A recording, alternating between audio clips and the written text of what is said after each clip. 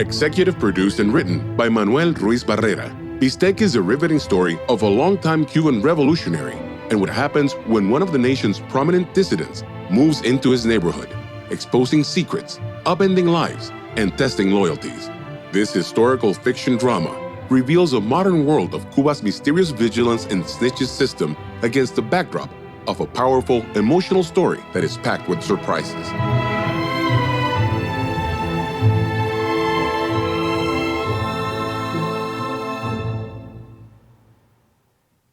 Dear listener, please be advised that this episode contains intense material, including graphic depictions of severe violence. Some content may not be suitable for children. Listener discretion is advised.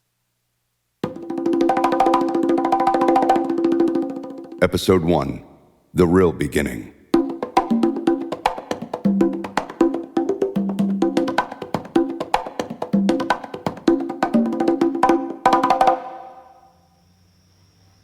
In the tranquil province of Santa Clara, Cuba, the gentle chirping of nocturnal crickets fills the air. Meanwhile, indoors, the soothing glow of Cuban state television illuminates the room, casting a comforting warmth amongst the quiet night. Celebrations for the 55th anniversary of our glorious revolution will continue throughout the day. Micaela is a skinny 65-year-old woman tired from years of enduring hardship and suffering. Oh, God. This cough is unbearable. Anunció la política de su gobierno hacia Cuba, que revierte avances alcanzados en los 2 últimos años. No te reclamo nada. Yo no quiero que te sientas presionado. Quizá sin que te des cuenta. A series of explosions erupt outside the house, and a massive blackout instantly turns everything into complete darkness. Seriously? Another blackout? Shit! There goes the soap opera. Who cares about a stupid soap opera? The heat's what's unbearable. Pepe, take the potatoes out of the fryer. They're going to get ruined. What a nightmare.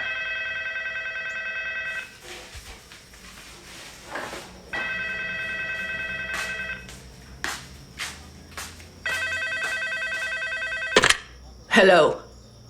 On the other end of the line, a man's faint voice emerges.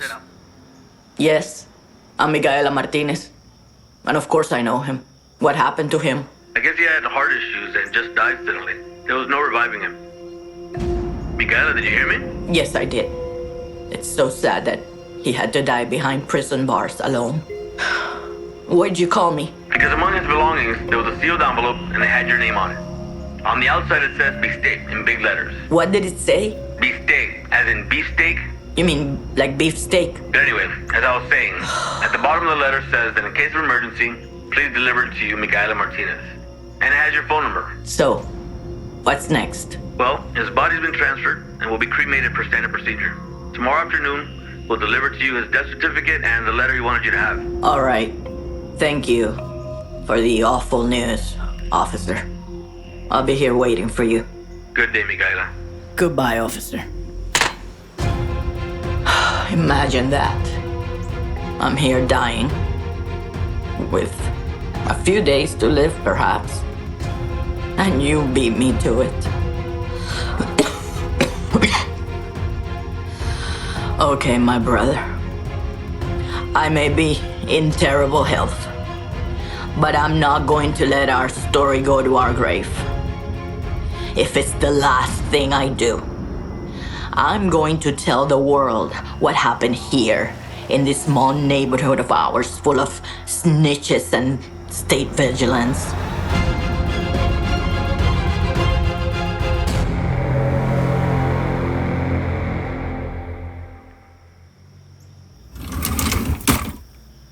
Let me see. Where's that little recorder of mine? Ah, there you are.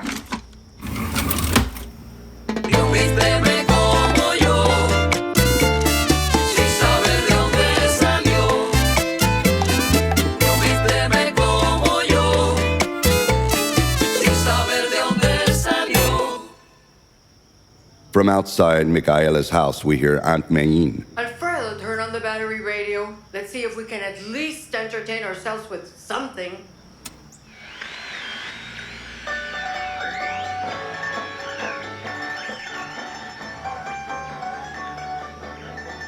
Okay, this little circle is record. Okay, the light is on. Where do I start? Well, cassette number 1. Everything really began only days before the start of 1959. Micaela walks slowly through her house as she speaks into the tape recorder. Our humble and small neighborhood of placetas in the central Cuban province of Santa Clara was always filled with our iconic country music. Punto Guajiro, that's what we called it. And not to brag, but when I was 15, I was quite good at it. My musical rival was my friend and neighbor, Echauri Suarez, who was also 15. People always gossip about us. But the truth is, we were like brother and sister, united by our common passion for music. Those Punto Guajiro controversies, or country rap battles, if you will, were epic, with topics that ranged from who was smarter to rural gossip that everyone loved to hear. Quiero un amor verdadero, piedra que no pierda el brillo.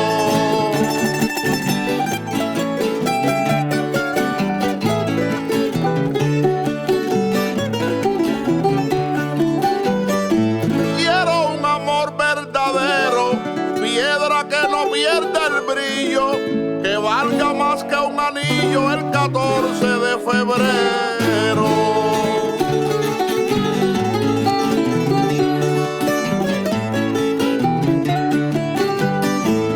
Pero contigo no quiero hablar ni del verbo amar.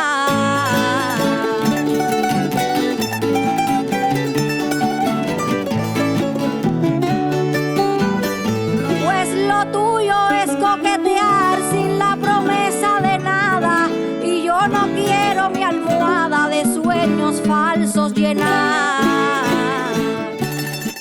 Echauri and I had a lot of fun, but life wasn't perfect. It never is. Our farm family struggled to make ends meet. However, no matter what, with hard work, our lands and animals always produced more than what we needed. Then in '59, the revolution swept the island. And, well, everything changed in Cuba. Everywhere. And in our neighborhood as well. Echauri and most of our neighbors immediately embraced everything that our dashing revolutionary heroes Fidel and Raul Castro, as well as that Argentine Che Guevara, promised the nation, while some of us held back a bit. We were unsure of what the changes meant. My father was one of them. At first, he was neutral, but shortly after the revolution, Fidel made a surprising decision that affected everyone. He created a genius neighborhood vigilance system for neighbors to spy on each other, city block by city block.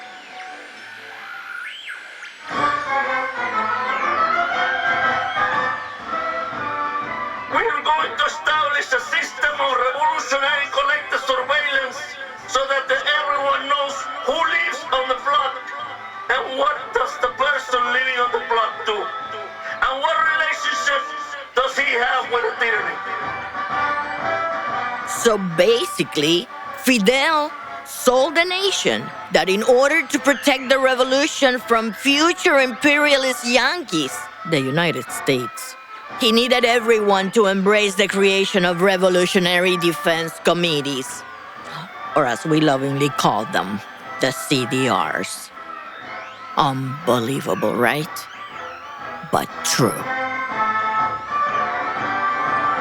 We need to know what they do and who they hang out with and what activities do they engage in, because we will implant a revolutionary surveillance committee on every single block. Just imagine the implications of this. Fidel's mandate immediately helped turn neighbors against each other. It terrified people like my father, who was a fiercely independent country farmer.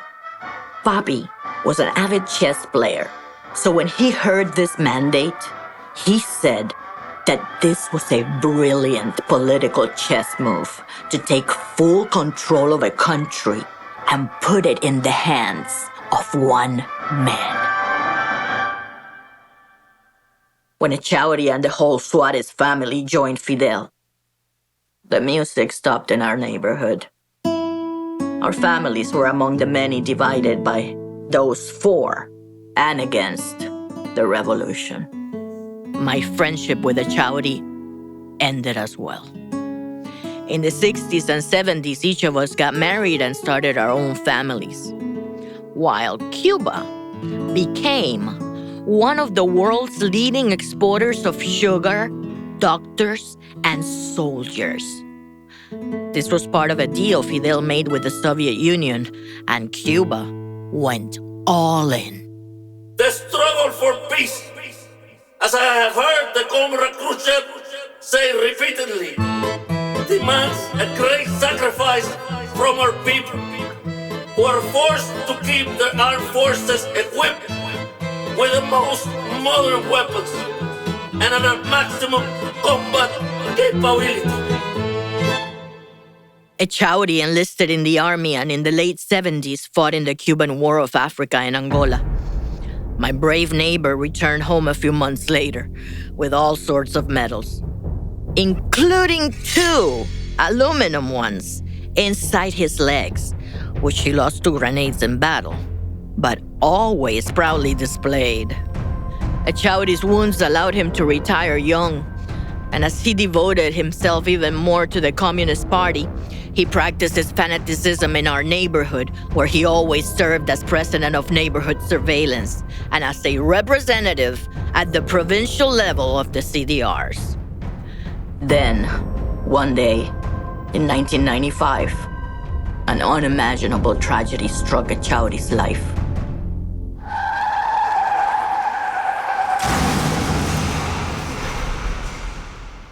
Sadly, Echauri's wife, his daughter, his son-in-law, and his son-in-law's parents died in a horrific accident. Only his beloved grandson, Vladimir, aged 2 at the time, survived. Echauri took custody of the child, and from then on, the only thing he cared about as much as the revolution was Vladimir. That's how things remained in our neighborhood until January 2009, when Cuba went all out to celebrate the 50th anniversary of the Cuban Revolution.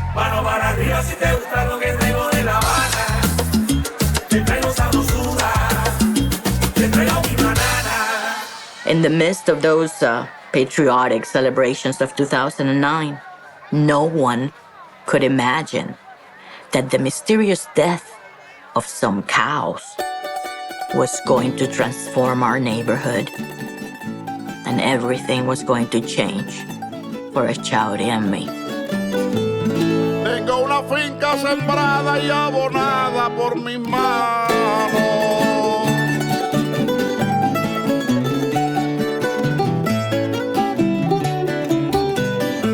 Tengo una finca sembrada y abonada por mis manos. Y la mía tiene granos y cosecha asegurada.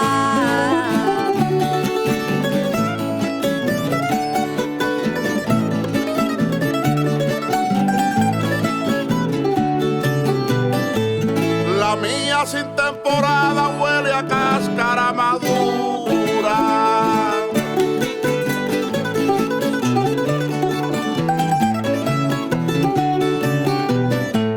La mía siempre procura rendir más que lo planeado. Yo soy el grano sembrado y yo la mata segura.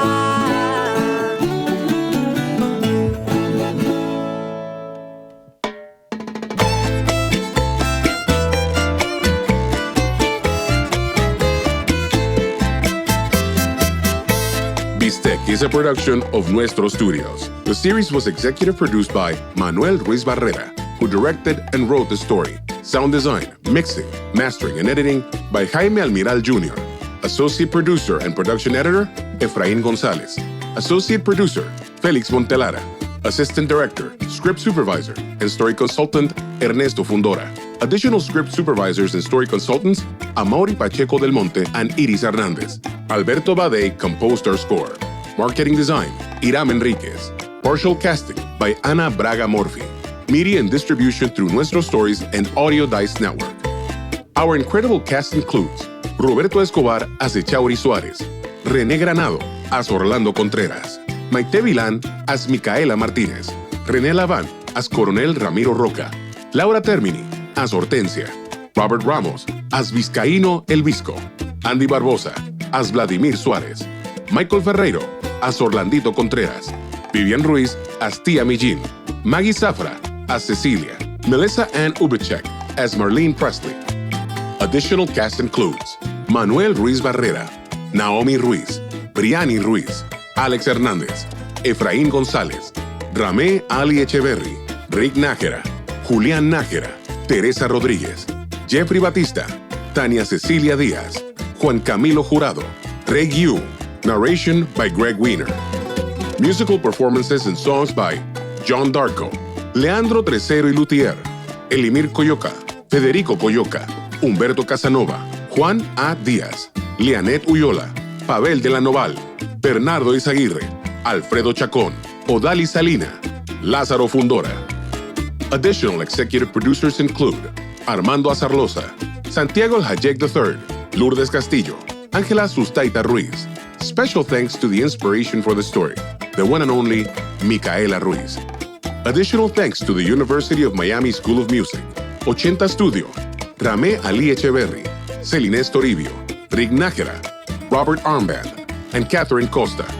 Bistec was recorded at South Point Production Studios and Panoramic Audio. To learn more about Bistec, follow bistec.film on Instagram or visit our website at www.bistecfilm.com.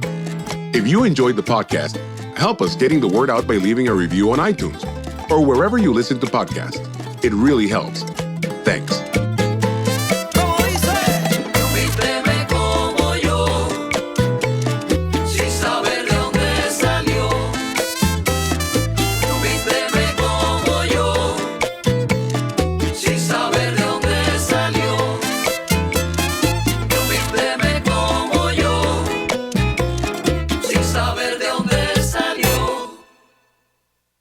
Copyright 2024 Brilla Media Ventures LLC. Any use of this intellectual property for text and data mining or computational analysis, including as training material for artificial intelligence systems, is strictly prohibited without express written consent from Brilla Media Ventures LLC.